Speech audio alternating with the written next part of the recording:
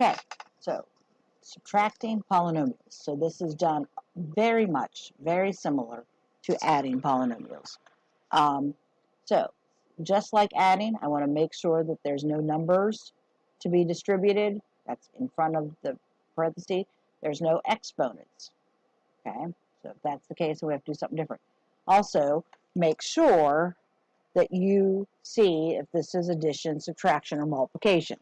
Okay, make sure you look. So people get that wrong because they don't look at that detail. Math is about details. So this first part is going to be done just like subtracting, or just like addition. So negative 5m, once we don't have any of those other factors that we have to do before we can drop the parentheses, then we can just go ahead and write it. So this negative, though, means that everything inside this polynomial is going to change its sign. It's going to be the opposite of what it currently is. So this negative 6 is now going to be positive 6.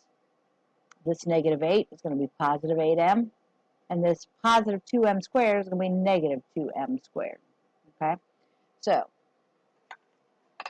make sure you write this step down. The thing that you cannot rearrange these and change the signs. It's just too much. Even I struggle with it. I can do it, but I really have to think harder.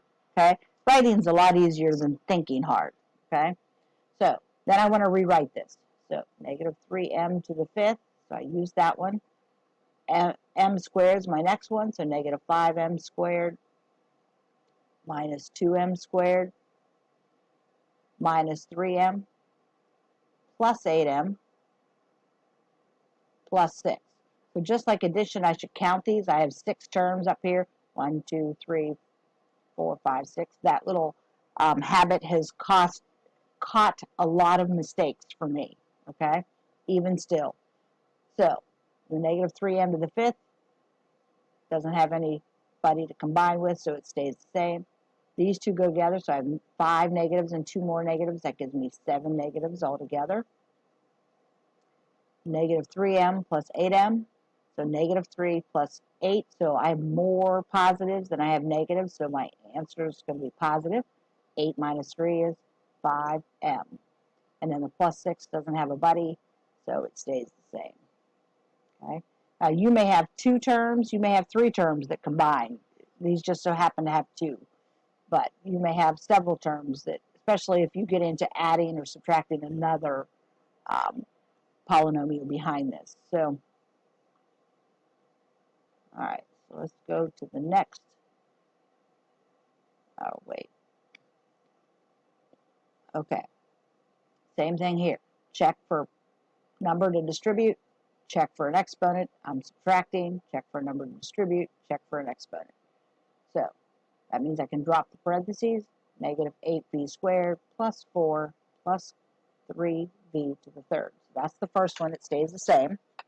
And then this minus means I'm changing all these signs. So this 5 is positive, so it's going to become negative. Be careful. Oftentimes, you'll get the first one right.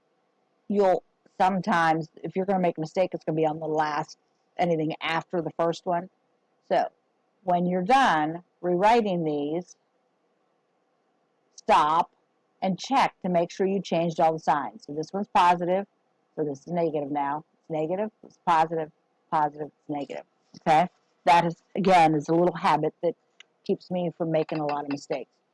So then I'm going to rewrite this in order. So v to the 3rd is the first one, plus 2v to the 3rd, minus 8v squared, minus 2v squared, plus 4, minus 5. So I should have 6. 1, 2, 3, 4, 5, 6 terms. Okay, so we have them all. So these two combined to give me 5v to the 3rd. These two combined to give me negative 10v squared. And then these two combined to give me negative 1. Oops. Okay,